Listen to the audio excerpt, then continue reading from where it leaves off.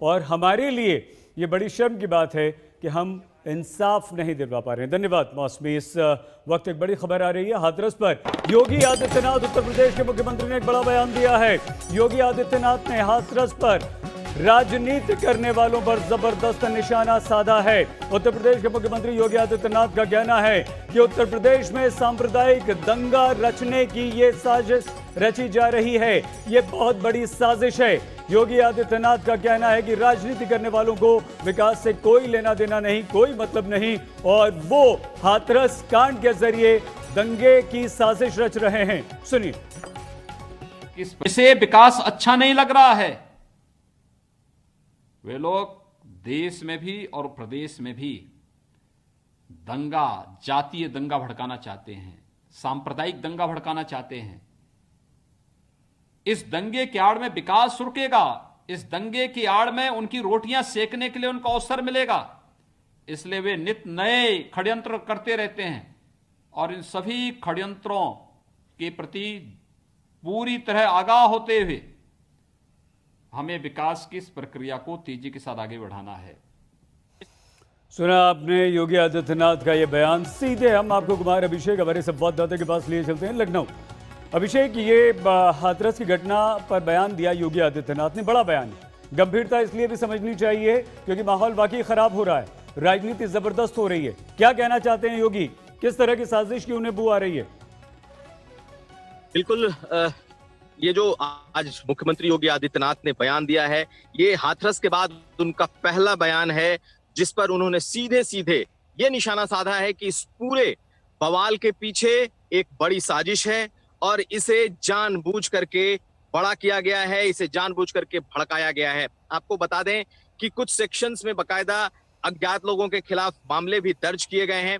सरकार ये मान रही है कि चाहे विपक्ष के कुछ नेता हों, कुछ संगठन हों, कहीं ना कहीं इस पूरे मामले को उन लोगों ने भड़काया है और एक बड़ी साजिश को अंजाम दिया है।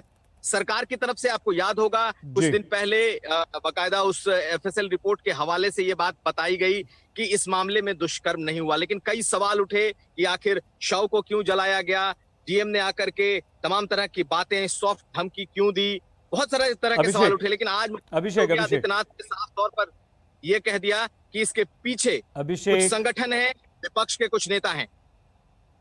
अभिषेक, ठीक है, ये बात की बात है, जांच का विषय है। डाइंग डिक्लेरेशन, मरते वक्त बच्ची का वो बयान, और किसी की मौत हो जाना, किसी एक 19 साल की बिटिया को इतनी निर्ममता से उसकी हत्या कर देना, तो क्या यह भी महत्वपूर्ण नहीं होता है कि उन हत्यारों को तुरंत पहचाना जाए, गिरफ्तार किया जाए, कार्रवाई की जाए और ये बातें बाद में तय कर ली जाएं? या पुलिस का काम है, अदालत का काम है, जो हो वहां होता रहे? कम से कम एक संदेश तो जाए प्रदेश में, देश में, कि किसी भी उद्देश्य से, किसी भी मकसद से अभिषेक, अगर किसी भी बिटिया के साथ इस तरह की हरकत होगी तो उसे छोड़ा नहीं जाएगा, बख्शा नहीं जाएगा, चाहे वो कोई भी हो। और फिर साजिशकर्ताओं को आप पकड़ें, आपके पास पुलिस है, प्रशासन है, खुफिया तंत्र है, जो करना है आप करें। अभिषेक, बिल्कुल सही, और शायद यही वजह है कि उस लड़की का जो डाइंग डिक्लेरेशन है वो सबसे अहम है।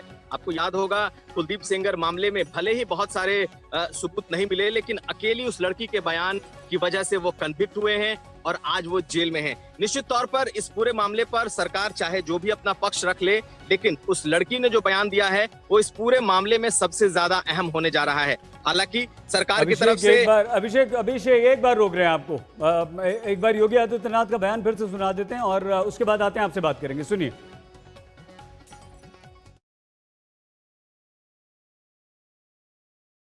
इसे विकास अच्छा नहीं लग रहा है। वे लोग देश में भी और प्रदेश में भी दंगा, जातीय दंगा भड़काना चाहते हैं, सांप्रदायिक दंगा भड़काना चाहते हैं। इस दंगे की आड़ में विकास रुकेगा, इस दंगे की आड़ में उनकी रोटियां सेकने के लिए उनको अवसर मिलेगा।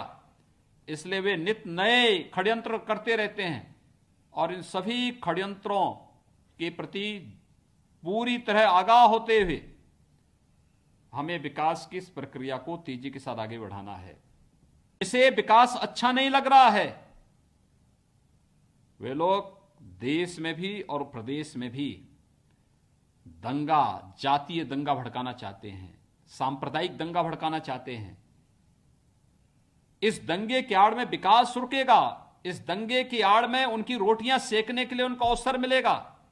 इसलिए वे नित नए षड्यंत्र करते रहते हैं और इन सभी षड्यंत्रों के प्रति पूरी तरह आगाह होते हुए हमें विकास की इस प्रक्रिया को तेजी के साथ आगे बढ़ाना है। योगी आदित्यनाथ साफ कह रहे हैं कि ये षड्यंत्र है, कुछ ऐसी ताकतें हैं, शक्तियां हैं जो प्रदेश का माहौल बिगाड़ना चाहती हैं, दंगे तक की साजिश ये शक्तियां रच रही हैं। अभिषेक, अगर ऐसा है, अगर उत्तर प्रदेश के मुख्यमंत्री योगी आदित्यनाथ को इस बात की जानकारी है, उनका खुफिया तंत्र इतना मजबूत है, तो कार्रवाई ऐसे लोगों पर क्यों नहीं? जब इतनी बड़ी घटना हो गई, इतना बवाल हो गया, इतना सब कुछ हो गया, राजनीति होने लगी, डंडे चलने लगे, हंगामा हो हल्ला होने लगा, उसके बाद ये आंख खुली, तो क्या आंख खुली? अभिषेक, देखिए, आज कई दिनों के बाद मुख्यमंत्री का ये बयान आया है और मुख्यमंत्री ने सीधे सीधे इस पूरी घटना के पीछे एक साजिश की तरफ इशारा किया। प्रदेश सरकार और खुद मुख्यमंत्री का ये मानना है कि ये जितना कुछ बवाल आज आप देख रहे हैं, हाथरस में जो चीजें हो रही हैं, ये सब कुछ प्रायोजित है और इसके पीछे षड्यंत्र है और कई संगठन और लोग इसके पीछे हैं। ये मुख्यमंत्री का बयान है और बाकायदा इसी बयान को अगर हम आधार माने तो ये कहा जाएगा कि सरकार अब जो जांच करने जा रही है उसमें कई तरह की चीजें वो शामिल करेगी, कई गिरफ्तारियां होंगी, ये चीजें भी निकलेंगी कि आखिर कौन कौन लोग थे जिन्होंने इसे भड़काया।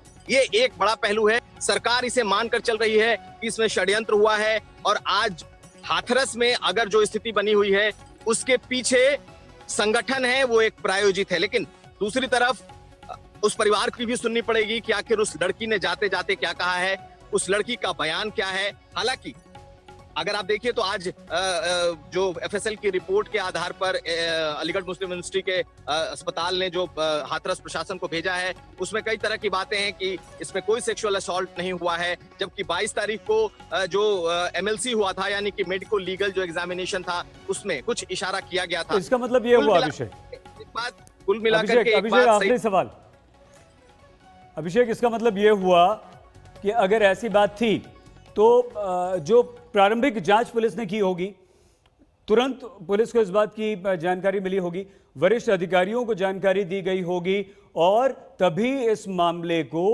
अलग से जांच करके उस दिशा में क्यों नहीं ले जाया गया और पीड़िता की जो हत्या हुई थी, परिवार को यह विश्वास क्यों नहीं दिलाया गया कि आपको इंसाफ मिलेगा और अपराधियों को बख्शा नहीं जाएगा? जल्दी से अभिषेक, फिर आगे आपसे बात करेंगे। ये बड़ा सवाल है सईद, क्योंकि गैंगरेप का मामला भी खुद पुलिस ने दर्ज किया था, उसने ही इन धाराओं को बढ़ाया था। उस वक्त ही अगर ये तमाम चीजें निकल करके आई होती तो शायद आज रुख दूसरा होता। लेकिन निश्चित तौर पर जिस तरीके से माहौल इस वक्त बन चुका है, अब सरकार ये मान करके चल रही है कि ये भड़काया गया है। अभिषेक, बहुत धन्यवाद आपका।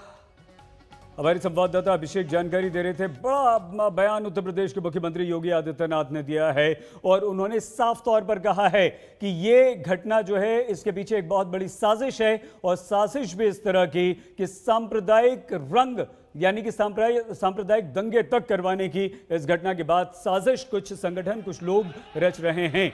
हाथरस में पीड़िता का गांव आज रणभूमि में तब्दील हो गया। तस्वीरें हम लगातार आपको दिखा रहे हैं। समाजवादी पार्टी आरएलडी के नेता अपने अपने कार्यकर्ताओं के साथ पीड़िता से मिलने सुबह सुबह पहुंचे। समाजवादी पार्टी के कार्यकर्ता और आरएलडी के कार्यकर्ताओं ने योगी सरकार के खिलाफ जमकर नारेबाजी की। हंगामा बढ़ा तो पुलिस ने लाठीचार्ज कर दिया और उसके बाद हंगामा और भी बढ़ा। पूरी रिपोर्ट सुबह से लेकर अभी तक की।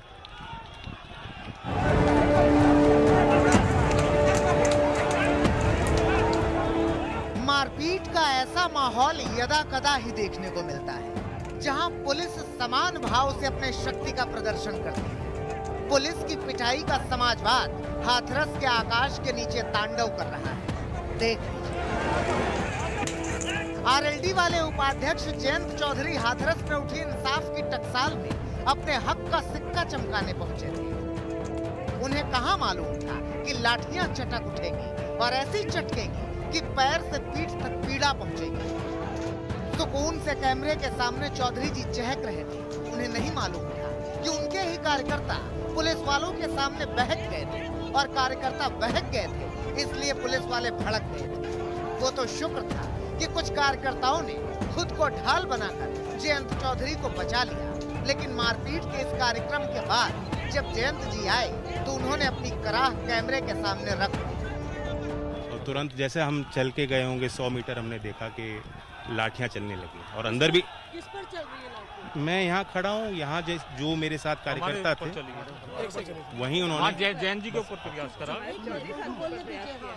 तो जो मेरे साथ कार्यकर्ता अंदर आए थे, जो लोग मेरे साथ अंदर आए थे बैरिकेडिंग में, उन्हीं पे लाठियां चली। मुझे भी लाठी लग गई होती, बस मेरा बचाव किया मेरे साथी ने। तो वो सारे लोग जो यूपी पुलिस को आलसी कहकर कोसते रहे हैं, वो इन फुर्तीले पुलिस वालों को बहुत ध्यान से देख रहे हैं।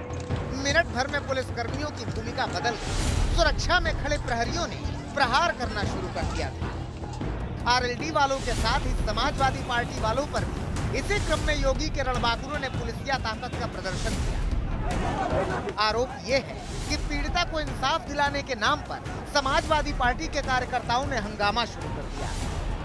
उलझन कुछ ऐसी बढ़ी कि लाठियों की पोजीशन चेंज हो गई, जमीन से उठी और शरीर पर आ गिरी। कोई धक्का मुक्की नहीं की है, किसी कार्यकर्ता ने कोई धक्का मुक्की नहीं की, बल्कि शांतिपूर्ण तरीके से बिटिया से मिलने की बात कही, नहीं जाने दिया और सुनियोजित तरीके से यहाँ से लाठीचार्ज होता है। महिला कांस्टेबल साथ इन लोगों ने बदतमीजी के सीधे सीधे धक्का मारा है। ये जो कह रहे हैं बेटी बचाने जा रहे हैं, ये महिला कांस्टेबल साथ बदतमीजी कर हुटिंग कर रहे हैं ये लोग। मगर इस बवाल के पहले एक दिन पहले टीएमसी वाले, आम आदमी पार्टी वाले, कांग्रेस वाले आए, वो आकर चले गए, तो आज आरएलडी वाले और समाजवादी पार्टी वाले पहुंचे।